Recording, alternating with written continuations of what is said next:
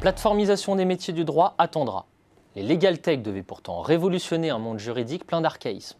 Mais l'histoire ne se répète jamais tout à fait de la même manière. Là où Uber, Airbnb et Amazon mènent une guérilla contre les acteurs historiques, les startups du droit, elles, composent une musique bien différente. Une cartographie de cet univers concurrentiel va nous permettre de mieux décrypter les positionnements des legal tech et leurs intentions réelles vis-à-vis des avocats. 3 dimensions vont nous servir à les révéler. La première, c'est le type de clientèle adressée. Particuliers, entreprises, mais aussi avocats, voire plusieurs de ces cibles simultanément. Mais c'est bien le segment B2B qui focalise aujourd'hui l'attention des legal tech, certaines vendant leurs services en marque blanche. Entreprises et professionnels du droit expriment en effet des besoins récurrents en matière de services juridiques. Leur propension à payer s'avère donc importante. De surcroît, les avocats doivent accélérer leur transformation numérique et accroître leur efficacité face à la concurrence. On comprend alors que les legal tech ont tout intérêt à les ménager. Il en va de la rentabilisation de leur modèle d'affaires. La variété des positionnements des legal tech dépend aussi de leur place sur la chaîne de valeur. Si les fameuses plateformes de mise en relation sont bien présentes, elles n'ont pas l'effet disruptif observé dans les secteurs du transport ou de l'hébergement. En réalité, elles se bornent à fournir aux avocats une audience élargie, couplée parfois à des outils de gestion dans une logique partenariale. On est donc très loin d'une massification de la demande, par essence hétérogène dans le juridique, d'une organisation et d'un formatage du travail indépendant. Ici, pas de subordination technologique ni d'inféodation à des cahiers des charges précis. Les avocats sont trop peu dociles pour ce genre d'organisation.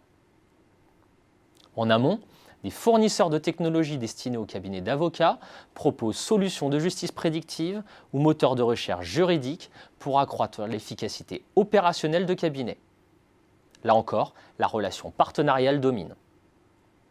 En aval, des boîtes noires automatisées et nourries aux data fournissent des services très standardisés aux particuliers, aux entreprises, voire aux avocats.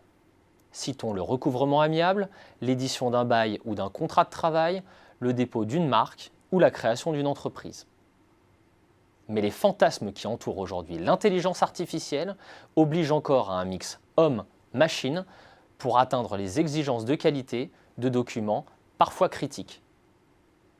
Le positionnement des legal tech dépend enfin de leur degré de diversification horizontale. Si les acteurs de niche sont nombreux, quelques-uns se muent en acteurs full service. Leur cible, les TPE, historiquement mal adressés par les avocats. C'est le chemin pris par Captain Contrat, Jury Travail, Legal Place ou Legal Start. Un positionnement qui s'inspire du modèle américain type LegalZoom ou Rocket Lawyer qui maintenant mettent le cap sur l'international. Mais les très fortes disparités des systèmes juridiques forcent à passer des alliances pour s'implanter localement et mettre la main sur les données juridiques, le carburant des legal tech. Pour la France, Rocket Lawyer s'est ainsi associé au groupe ELS, à la tête des éditions Dalloz et Francis Lefebvre, et au réseau de professionnels du droit Juridéfi et Eurojuris. Cette dissection du cas des legal tech démontre l'impossible généralisation des logiques de plateforme observées dans certains secteurs. Il y a bien quelques similitudes, intensité capitalistique élevée, technologie et marketing triomphant, recours au freemium, évangélisation d'espaces de marché mal adressés par les acteurs traditionnels, etc. Mais ici s'arrête la comparaison. Les legal tech optent en effet pour une approche taylorienne et dépackagée des métiers du droit, par nature nombreux et complexes. Une approche qui rend les positionnements foisonnants, les acteurs de niche dominants, tout en reléguant la plateforme de mise en relation de type Uber au second rôle.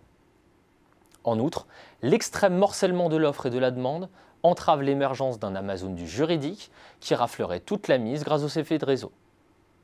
Enfin, les champs cognitifs investis par certaines plateformes se révèlent incroyablement complexes et donc vulnérables aux sauts technologiques en matière d'intelligence artificielle. Bref, la plateformisation des métiers du droit attendra encore un peu.